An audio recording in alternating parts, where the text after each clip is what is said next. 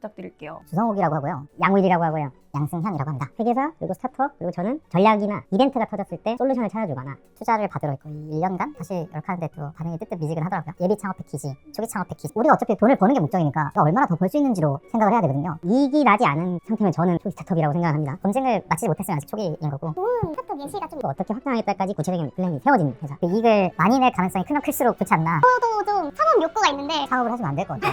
펀데이스 지금 이슈잖아요. 시리즈 B 이상 가면은 웬만한다라고 할 수 있는데 꼭 그렇지만 않다. 나도 저렇게 느끼지 않을까. 거기에 가 이길 수 있는 사건이냐. 처음에 투자계약서 봤을 때 좀 무서운 생각도 들고 정책적으로 좀 풀어지는 계기가 되면 좋겠다. 스스로 운영하는 누구를 있다는데 조합부터 그러니까 없어져야 안심이 좀 되지. 아니 그거는 다시 그 얘기로 들어가면 안녕하세요. 안녕하세요. 잘 지내셨나요? 네.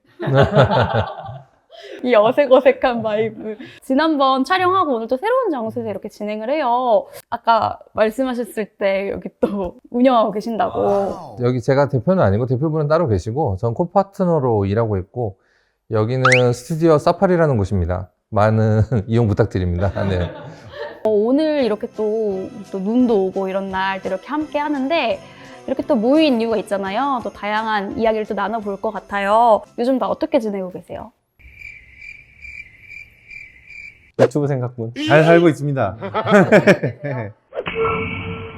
유튜브 채널명도 저희가 또 새롭게 이렇게 구축을 하고 이렇게 해서 또 다 같이 뵙는데 오늘 좀 이런 질문을 드려보려고 해요. 투자자 눈에 들기 위한 커뮤니케이션 가장 좀 제가 궁금한 지금 주제예요. 투자자님들만의 이렇게 또 원활한 소통이 좀 필요하고 또 실제로 그 과정을 통해서 많은 대표님들이 그런 정보를 얻고 함께 하실 것 같은데 투자자는 어떤 사람인가요?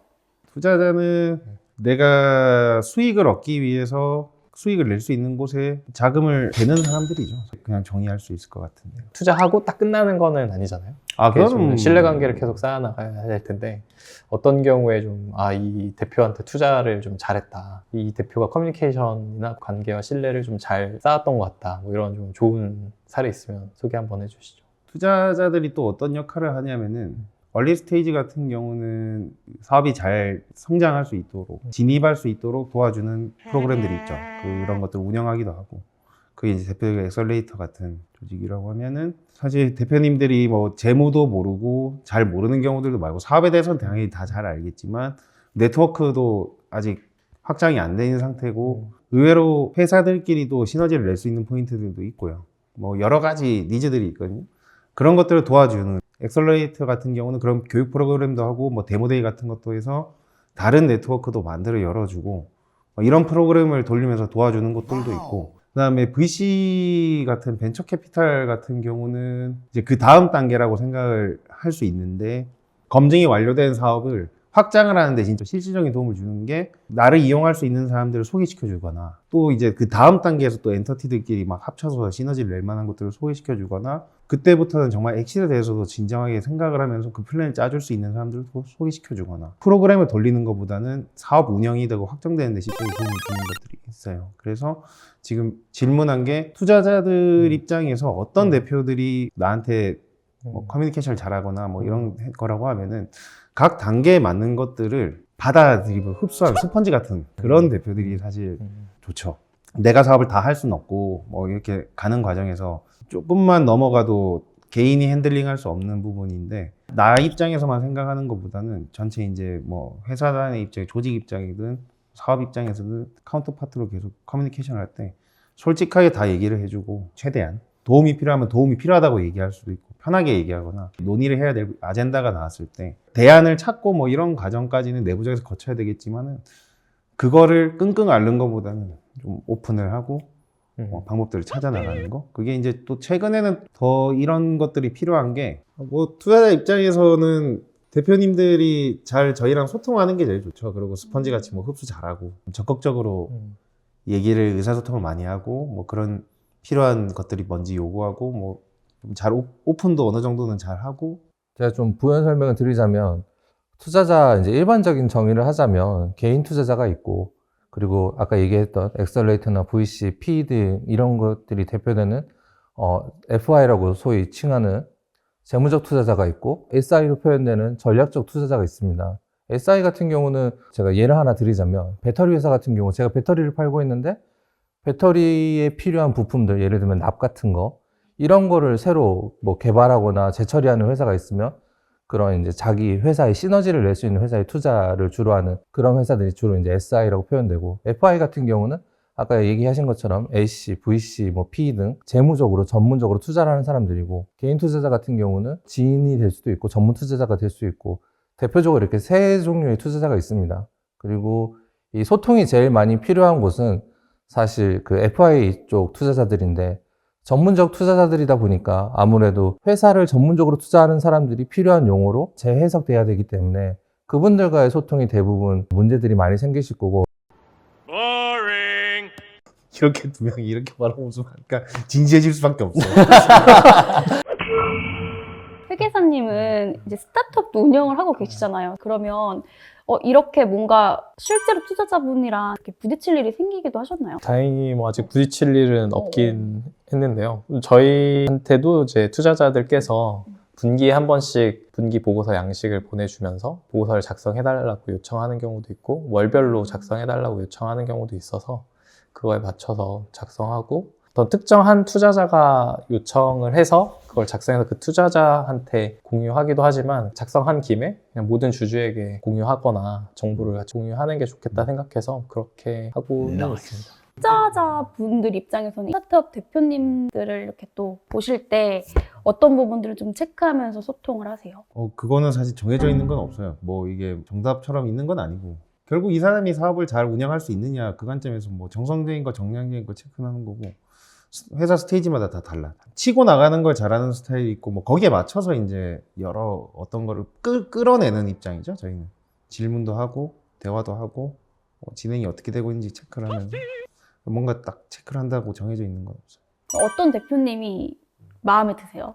예를 들어 투자자다 했을 때 어떠한 대표님이 마음에 드세요? 돈을 잘 버는 아니야. 쪽이죠. 아니야. 어쨌든 설명을 잘하는 건데 내 상황이 이렇고 우리가 내부적으로 이렇게 돌파구를 제시하고 있다. 안 되는 상황이 그럴 수 있고 잘 되는 상황일 때는 우리가 이렇게 잘 되고 있고 이거를 어떤 식으로 또 확장을 해 나가는지 뭐 이런 선택지가 많아졌잖아요. 그 중에서 좀 정확한 선택을 하기 위해서 논의를 같이 하는 거 뭐 그런 것들 계획이 생기면은 잘 전달하고 근데 좋은 상황일 땐 당연히 그렇고 안 좋은 상황일 때는 조금은 내려놓는 대표님들이 좋아요. 내려놓는다는 거는 뭔가 포기를 안 해. 대표적인 건 지분. 이건 좀 더 깊게 들어가면은 진짜 되게 기분 나쁜 적도 있었거든요. 뭔가 막 계산을 해가지고 그 지분율 조정을 했는데 결국 똑같은 거야. 똑같은 거를 그냥 우리 순환 참조 걸듯이 해놓은 그런 결과물인 거지. 뻔히 보이는 거짓말. 그러면 한 달, 두 달 또 그냥 가는 거거든요. 왜냐면은 막 주주들 막 10명이 이렇게 기간 10명 막 이렇게 엮여 있는데 그 사람들 한 자리에 모아서 서류 주고받고 막 결정하고 하는데 얼마나 뭐 며칠 만에 되는 것도 아니고 그리고 다 얘기 커뮤니케이션 해놓고 모아놓고서는 엉뚱한 걸 내놔. 물론 그거에 반대로 내가 내려놓지 않는 이상 다른 걸 또 뭐 포기하거나 결국 이건 기브앤테이크의 거고 협상의 단계죠. 아무리 같은 주주 사이드라고 하더라도 뭐 그런 걸 잘 조율해줘야 되는데 그걸 잘 못하는 분들도 있고. 안 좋은 그 기업의 문제는 결국 이제 신뢰. 신뢰가 제일 중요해요. 신뢰가. 이렇게 하겠다고 하면 이렇게 했어야 되는데. 신뢰가 제일 중요해요. 왜냐면 계속 한두 번 거짓말하면 계속 거짓말하는 것처럼 보이거든. 뭐 그거를 굳이 또 대표님들은 내가 이걸 회사를 잘 살리거나 뭐 이렇게 하면 되지 않겠냐라고 얘기를 하지만 좀 자기 중심적일 수도 있고 믿고 투자한 사람들이 입장에서도 생각을 해줘야 되는 거예요. 그러니까 뭐 대표가 그냥 믿고 기다려줘라. 내가 결국 잘할 거다. 이렇게 말하는 게 충분한 그 투자자의 신뢰 관계 형성에서 도움이 되는 말은 아니다. 그것도 맞고 그 투자자 사이드에서만 뭐 좋은 대표도 있을 수 있지만 회계사님 입장에서 또 대표가 있을 수도 있고 스타트업 운영하는 대표님 입장에서 다른 대표님들 또 커뮤니케이션 할 때 있을 수도 있잖아. 좋은 대표가 누구냐. 좋은 대표라는 관점보다는 투자자와의 관계를 잘 쌓아야 되는 관점에서 나의 기존 투자자가 이 회사 진짜 투자하고 이 대표 믿을만 하다고 생각해서 다음 라운드 투자에 추천해 주실 수도 있고 스타트업 대표 입장에서는 좀 잘하고 싶은 거죠. 그냥 데모데이 같은 데 가서 대표들이랑 얘기했을 때 이 대표 재수없네. 이렇게 생각하는 거야. 이 대표는 좋다. 그냥 그거 얘기하라고. 뭐 투자자 말고 투자자 지워줘. 근데 뭐 저는 이제 제 제가 생각해도 야, 이 회사나 이 회사 대표님은 왠지 잘 될 것 같다. 뭐 이런 느낌을 주는 곳은 있는 것 같아요. 잘 뭐 사업이라든지 이런 건 잘 모르지만 그런 그냥 대표님의 사람의- 특징이 뭐가 있어요? 이거는 뭐 굉장히 주관적인 주관적으로 얘기하는 주관적이고 그냥 어떤 첫인상 평가 같은 거잖아요. 저의 그냥 제 경험상 이건 좋은 것 같다라는 거에서 그냥 제가 좋아하는 사람 같은 느낌인 거죠. 관상 보는구나. 근데 뭐 어떤 그 사람의 뭐 목소리 톤이라든지 어떤 사람을 대하는 태도라든지 뭐 그런 전반적으로 느껴지는 거에서 아, 이 사람의 느낌이 좋다. 왠지 이분 사업도 잘 하실 것 같다. 뭐 이런 느낌. 제가 마음속에 이렇게 듣고 해가지고 사후적으로 어땠냐라는 거에서 타율은 뭐 좋지 않았던 것 같아요. 아, 근데 네. 투자 사이드에서 네. 그런 네. 거 있어. 네. 관상 보고 네. 사주도 봐. 아, 진짜 있다니까. 저한테 생년월일 시까지 물어보시는 투자자는 없었던 것 그래, 같은데요. 있다니까. 그 진짜 그 초기 네. 단계나 엔젤이나 이런 분들은 그런 것도 봐요. 그건 완전 개인이 판단해서 하는 거니까 사실 뭐 심사액이 있고 이런 것도 아니니까 화상 통하면서 점쟁이한테 보이고. 그러니까 뭐 그런 비슷한 유일 수도 있는데 어떤 이제 A씨나 이런 쪽에서는 VC의 FM적인 프로세스를 이렇게 타기보다는 대표님이 A씨의 대표님이 꽂혔다. 투자할 만한 것 같다. 그러면 이제 투자하기도 하니까 대표님이 난 여기 투자할 거다. 결정을 하고 거꾸로 심사역이 투심 보고서를 작성해서 이렇게 투심을 형식적으로 여는 그것도 봤어요. 아니 뭐 초기 투자 입장에서는 사실 그런 것도 있긴 해. 몇 달 지켜봐지. 나 이거 할 거예요. 이렇게 왔잖아. 네. 그러면은 네. 일단 그래 진정해. 네. 뭐 할 건데 진정해봐. 네. 그러고 계획을 막 얘기를 해. 네. 아 그렇군요. 네. 그러고 간간히 연락을 네. 해. 잘 되고 있습니까? 네. 심지어 몇 달도 그렇고 뭐 몇 년이 될 수도 있는데 스텝에 맞춰가지고 가는 과정을 보여주냐 안 보여주냐가 사실은 굉장히 크긴 하거든요. 이게 사업이란 게 제 생각엔 대단한 건 아니라고 봐요. 그냥 내가 하려고 하는 거 하나씩 해가지고 그리고 이제 조급해하지 않고 쌓아가면서 퍼내면서 가는 그게 사업이라고 봐서 스타트업도 해야 되는 게 사실 그런 거니까 사실 대표님들이 많이 돌아다니는 이유들도 그런 거거든. 이 정도 됐습니다. 한두 달에 한 번씩 연락해가지고 내가 말한 거 됐냐 안 됐냐 뭐 이런 거 얘기하고 막 아 그래 잘 되고 있군요. 또 끊고 그럼 이제 좀 만나볼까 뭐 이렇게 할 수도 있고. 제가 뭐 앞쪽에서 언급되지 않았던 부분 중에 어떤 대표님이 좋냐라는 평가에서 제가 제일 많이 보는 부분은 이직률을 저는 많이 봅니다. 직원들의 이직률을 좀 제가 보는 게 회사의 내부적으로 제일 잘 알고 있는 사람들이 이 대표를 어떻게 평가하고 있거나 이 사업을 어떻게 평가하고 있는 게 제일 잘 보이는 게 주요 사업부의 이직률을 좀 많이 보는 편이고 앞쪽에서 뭐 관상 이건 정말로 저희도 보죠. 저도 이제 투자 사이드에서도 일을 많이 해봤으니까 이 관상이라는 게 어떤 막연하게 미신적인 요소가 아니고 이 대표님이 언젠가는 또 나가서 IR을 하셔야 되고 새로운 투자자를 만나야 되는데 그분이 주는 첫 인상이라는 게 굉장한 의미가 있거든요. 착하다, 느낌 좋다 이 느낌이 아니고 아 신뢰감 있다, 믿을만하다 이런 것도 대부분 첫인상에서 많이 좌우가 되거든요. 이 방송을 보고 계시는 대표님들 중에 니즈가 우리 회사는 지금 손실이 나고 있는데 내가 이 손실을 주주나 우리 투자자들한테 어떻게 보고할지에 대해서 아마 제일 궁금해 하실 것 같아요. 저희가 그러니까 투자자 사이드에서 보는 입장은 손실 자체가 문제가 아닙니다. 왜 손실이 났고 이 손실이 나는 과정까지 회사의 스테이지상 비용 지출이 일어날 수밖에 없는 회사 같은 경우에는 그런 손실들을 저희가 당연히 다 인지를 하죠. 투자자들도. 다만 이 손실이나 비용 지출에 관련해서 가감 없이 솔직하게 표현해 주시고 이거에 대한 대응책 혹은 앞으로도 더 손실이 날 수 있다면 왜 손실이 나는지에 대해서 명확한 피드백을 주시는 게 저는 제일 좋다고 생각합니다. 막연히 손실을 감추거나 금방 턴어라운드 된다 이런 식의 그 답변은 투자자들한테 신뢰성을 정말 결여시키는 대표적인 답변이거든요. 그냥 솔직하게 다 까세요. 그냥 웬만하면 상황을 잘 정리를 해서 같이 해결해 나간다는 입장에서 좀 계속 얘기를 하는 게 제일 좋아요. 그 다음에는 또 풀어야 될 것들이 있어요. 어떻게 보면 나한테 좋지 않은 상황에 있는 대표님들이라면 주주들한테는 내가 어떻게 이걸 헤쳐나가려고 하는 거랑 이런 상황이다라는 것도 알려줘야 되고 그 다음에는 주주들이 여러 명이라면 주주들끼리도 서로 달라요. 뭐가 다르냐면은 들어온 스테이지가 달라. 우리 5억, 10억 이때 들어왔던 사람이랑 회사 가치는 지금 원래 1000억이었어. 이거를 500억으로 뭔가 자금 조달을 추가로 해야 될 것 같대. 그러면은 파가 나뉘겠지.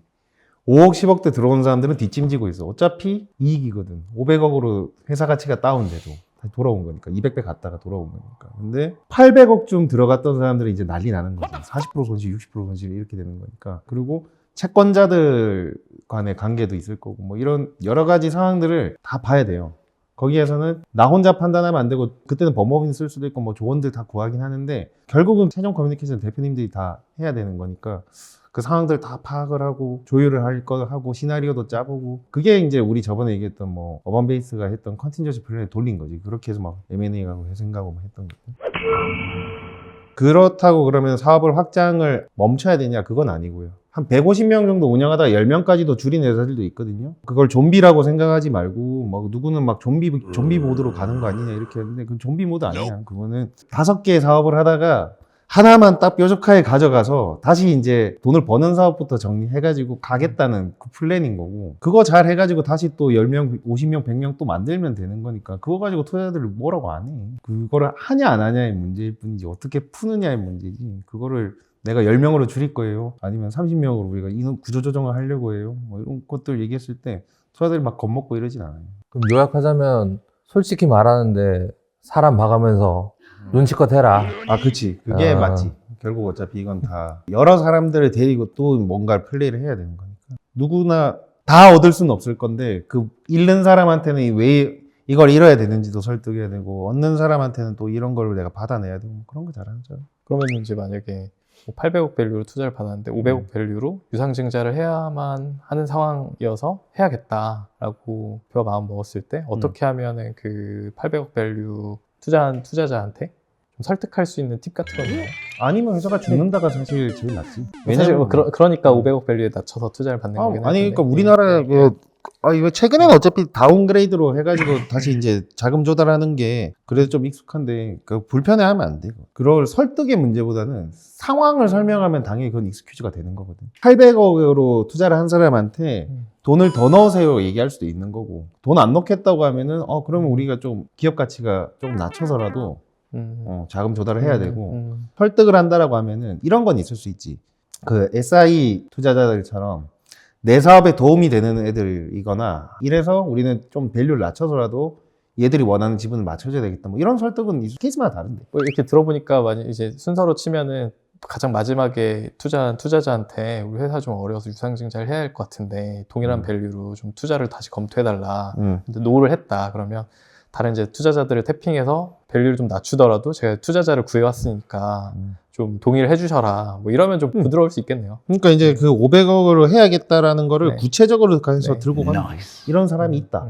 그러니까 우리는 낮춰야 될 것 같아요. 그냥 네. 갑자기 할인해 주세요. 그냥 막 다짜고짜 하는 거랑 똑같잖아. 네. 투자의 의향은 있으나 좀 밸류를 좀 조정해야 될 것 같다. 조정해야 될 것 같다. 동의를 좀 해주셔라. 그런 얘기. 결국 사람이 중요하네요. 사람이 미래다. 사람이 미래다. 너는 어떤 투자자가 좋아? 어떤 투자자요? 거꾸로. 그러니까 투자 입장에서 편한 대표랑 대표 입장에서 이제 원하는 투자자들? 그럼 어떤 투자자분들이 좋으세요? 어떤 투자자들이요? 일단 투자를 많이 해주신 투자자가 좋죠. 역시 대표 많이 나네. 이것도 다 트레이드 오프인데 어쨌든 회사가 충분히 성숙하지 않은 상황에서 어떤 투자자가 적정하지 않은 밸류로 투자를 받으면 그 다음 라운드에 또 어차피 부담이 되기 때문에 적절한 금액을 적절하게 받아야 되는데 그 대표 입장에서는 너무 밸류를 후려치지는 않으셨으면 좋겠다. 왜냐하면 이제 어떤 벤치마크가 생기는 거거든요. 우리가 PSR 관점에서 투자를 받았다. 그래서 매출액이 얼마인데 뭐 이런 밸류를 투자 받았다. 라고 하면 그게 하나의 벤치마크가 되는 거기 때문에 다음 라운드 때 부담이 되는 경우가 있어서 밸류를 협상하는 과정에서 너무 가혹하게는 안 하셨으면 좋겠다라는 거. 그거는 근데 네. 그걸 받아들인 벤치마크한 그 회사 대표도 문제 아니에요? 근데 뭐 보통은 누구를 원망해? 초기 투자자인 경우에 또 모두 다 우리 사업 모델을 다 좋아서 서로 투자하겠다는 상황이 아닌 경우에는 그 투자하겠다 하시는 분들이 많지 않을 거잖아요. 무조건 받아야 된다고 생각하니까 그 밸류를 협상하는 과정에서 값보다는 의뢰 위치에서 협상을 하는 경우가 많아지는 거죠. 그럴 때 우리는 뭐 100억 밸류로 받고 싶은데 50억 밸류로 하자라고 하면은 어쨌든 우리의 지금 현재 상황에서 벤치마크가 생기는데 그거를 PSR 관점에서 몇 배수가 되느냐가 일단 한번 찍히게 되는 거잖아요. 그래서 이 관점에서 2배가 되면 가치 밸류가 2배가 되는 건데 너무 깎는 게 우리 지금 투자를 하기로 마음 먹은 단계에서 그 다음 라운드 때 좋지 않을 수 있는 거 아니냐라고 저는 그 회사 대표 입장에서 생각해 본다라는 거죠. 투자자는 생각이 다르실 수 있겠지만. 아니 대표 입장도 그건 맞는데 네. 그런 차이가 있지. 지금 PSR이라는 거, PER이나 PSR 이거는 약간 매크로 상황에 따라 좀 다르긴 하거든. 그 네. 거시경제 상황에서 다르기도 해서 네. 유동성이 풍부할 네. 때냐 네. 아니냐. 네. 어느 정도 그래도 최근에는 몇 년 전부터 이렇게 할 때도 간극은 좀 있었지만 많이 좁혀지긴 했지. 그렇죠. 그러니까 뭐 꼭 매출이 아니더라도 뭐 어떤 거를 밸류에이션 할 때 뭐 골프장 같은 경우도 홀당 얼마다 뭐 이렇게 하기도 하잖아요. 그러니까 뭐 스타트업 관점에서는 유저당 얼마다 뭐 이런 이제 벤치마크가 생길 수 있잖아요. 여러 벤치마크를 딱 하나만 보지는 않을 테니까요. 그러면 그거에 이제 배수 멀티플이 한번 형성이 될 텐데 그 멀티플이 다음 라운드 때 영향을 준다라는 관점이 있었습니다. 그러니까 이제 이게 하향 평준화된 상태에서 네, 다음 네, 라운드 네. 가는 거니까 네. 이거는 네. 이제 사이클마다 다르니까 네. 기분 나빠하거나 아쉬워하는 것도 뭐 아쉬워할 수는 있는데 5년 전에 있던 회사나 3년 전에 있던 회사랑 지금 있는 회사가 투자 받는데 이제 같을 수는 없죠. 그게 다르다 네. 했다면은 5년 전이면은 코로나 하면서 돈 풀 때고 지금은 돈 말라 있을 텐데 네. 이때는 당연히 10배 줄 수 있지. 근데 네. 이때 지금 이제 같은 업종에서 이제 네. 새로 생긴 회사가 배수를 적게 받는다고 해가지고 그럼 잘못됐냐? 사실 그건 아닌 것 같거든. 아쉬움의 문제인 것 같고 그럼 거기에 맞춰서 해야 될 것 같거든. 그러면은 나는 그렇게 생각해. 뭐 돈을 벌고 안정적으로 하는 회사한테 우리는 투자를 해요. 그러니까 유동성이 계속 막히고 이렇게 하고 순환이 잘 안 되거나 아니면은 안정적인 자본으로 간다고 하면은 우리의 기준치는 계속 높아질 거거든. 거기에서 이제 결국 적자 생존 같은 느낌인 거지. 누가 스타트업 대표 입장에서 누가 좋은 투자자냐라고 하면 적절하게 밸류를 좀 너무 후려치지 않고 이번 라운드에 우리가 싸게 들어갔다 뭐 이런 느낌보다는 다음 라운드에 같이 이렇게 고려해서 적절하게 밸류에이션을 해주면 좋겠다가 좋은 투자자라고 생각한다. 좋은 투자자인데 그거 맞지? 근데 그건 아까 얘기한 것처럼 내가 매력이 있냐 없냐에 따라서 A few moments later. 아니, 네가 좋은 투자자 물어봤으면은 그건 그것대로 인정해주고, 그건 그것대로 인정해주고 해야지. 좋은 투자자 어떻게 생각하냐고 물어보고, 야, 그렇게 생각하면 안 돼. 자꾸 그러면 말이 돌잖아. 그렇게 생각하는 건 맞고 네. 그런 좋은 투자 하는데 네. 그러면 도대체 나는 곱하기를 어떻게 네. 잘 받을 수 있을까에 대해서 고민을 해봐야 되지. 그러니까 그 얘기를 하는 거지. 그거를 이제 잘 설득하거나 서로 이 정도가 합리적이다라는 결론에 도달하는 데까지는 또 다른 차원의 문제겠지만 그리고 제일 지금 하면 안 되는 게 막 네. 불황형 네. 이렇게 네. 아이템이 막 뜬다고 해가지고 지금 이제 막 부랴부랴 시작하면은 좀 있으면 또 사이클은 도니까 네. 나 그건 좀 제발 안 했으면 좋겠어. 최근에 내가 제일 듣기 싫은 이거 좀 그런데 대표님들한테 초기에 이제 사업을 준비하는 분들한테 제일 들으면 내가 불편한 질문은 그거거든. VC나 PE에서 뭘 잘 파냐, 잘 사가냐. 투자를 잘 하는 엑시트 뭐 관점은 네. 아니 무슨 네. 사업을 준비하고 있는데 엑시트부터 네. 얘기를 하고 있어. 근데 이 사업을 엑시트에서 맞췄는데 엑시트도 5년 뒤, 10년 뒤 엑시트를 보는 게 아니야. 지금 시장에서 엑시트이 잘 되고 있는 사업군을 물어보는 초기 사업하는 분들이 있는데 난 그분들은 솔직히 속으로 좀 사업 안 했으면 좋겠다. 왜냐면은 그건 지금이고 거기 맞춰서 내가 열심히 달려가서 네. 그때는 분명히 다른 세상이거든. PE 쪽에서 많이 산다고 해가지고 막 헬스케어 쪽 건기식 막 할 때 막 들어가고 투자자 입장에서 나쁜 대표님. 아니지 그거는 진짜라니까. 투자 입장에서만 얘기하신 거고, 사실 이제 투자가 됐다는 상황 하에서는 투자자가 내 사업을 잘 이해하고 사업적으로 많이 개입하는 투자자를 원하시는지, 아니면 그냥 무관심하게 나하게 납두는 투자자가 좋은지, 저는 사실 그게 궁금하거든요. 그것도 약간 밀당? 아니면 이거 상호작용인 것 같아요. 그러니까 이 투자자들께서 투자를 한 게 딱 우리 회사만 있는 건 아니잖아요. 그러면 대부분 투자하시는 분들이 바쁘시거든요. 심사역도 바쁘시고. 다 못해. 그래서 적극적으로 정말 우리 회사에 열과 성을 다해서 내 사업처럼 뭔가 케어하고 관리하고 이렇게 할 수 있는 투자자는 대한민국에 없지 않나. 없어. 라고 생각이 들어서 그거는 이제 대표들이 내가 도움을 필요로 하는 거를 명확하게 이런 도움이 필요하니까 도와달라 혹은 연결해달라 라고 했을 때 잘 연결해 주시면 좋은 투자자인 것 같아요. 거꾸로 얘기하면은 그거 맞고 그 투자자들이 그걸 다 막 일일이 막 감나라 배나라 하는 건 아니고 하는 것도 당연히 이제 안 맞고 그거를 인정을 하거든요. 투자자들도 내가 사업을 하는 건 아니니까 그리고 내가 그 현장에서 100% 붙어 있는 게 아니니까 뭐 내가 이런저런 얘기를 할 수 없다라는 건 당연히 있어. 근데 그거는 사업적인 부분인 거예요. 사업 외적인 부분에서의 니즈나 아니면 사업을 또 하는데 자기의 한계에 부딪혀서 뭐 하는 거는 그건 이제 좀 편하게 얘기를 해줘야지. 근데 아마 해주세요 느낌으로 말고 우리 승현이가 얘기한 것처럼 내가 필요한 건 얘고 뭐 그런 식으로. 내 편이라는 관점에서 좋은 것만 얘기할 필요는 없는 것 같고 나쁘고 힘들고 어려운 것도 얘기하면 도와주시고 그 투자자들께서는 대부분 그러지. 안 좋은 얘기 가져갔을 때 도대체 어떻게 사업을 이렇게 했습니까? 막 이러시는 분은 없을 것 같다. 그럼 좋은 투자자란 그냥 아무 말 안 하는 투자자. 돈 많이 주는 투자자. 아니, 잘못 들으신 것 같은데. 결론이 그렇게 나면 안 되는데. 그 좋은 투자자란 좋은 투자자는 내 회사를 올바로 평가해주고 내가 어려운 얘기를 했을 때 그거를 무조건 이제 너 왜 사업 잘못했어? 이런 게 아니고 어차피 이제 사업하시는 분 입장에서 내 편이니까 내 편이 돼서 잘 조언해주고 얘기해주는 사람이죠. 그렇다고 좋은 얘기만 해주는 사람도 아니고 무관심한 건 최악인 거고요. 그리고 그런 플레이를 잘하더라도 되게 점프업을 해야 되거나 이런 이벤트에서는 이게 그 허들이 한 번씩은 생기니까 뭐 그때 정도 도와준다? 그때 이제 잘 얘기한다? 뭐 이런 느낌? 대표도 보겠지만 우선 회사의 사업성을 보겠죠. 우리가 있다. 갑자기? 나름대로 좀 전략적인 시장 분석이 필요합니다. 나는 너무 구태연한 얘기를 했구나.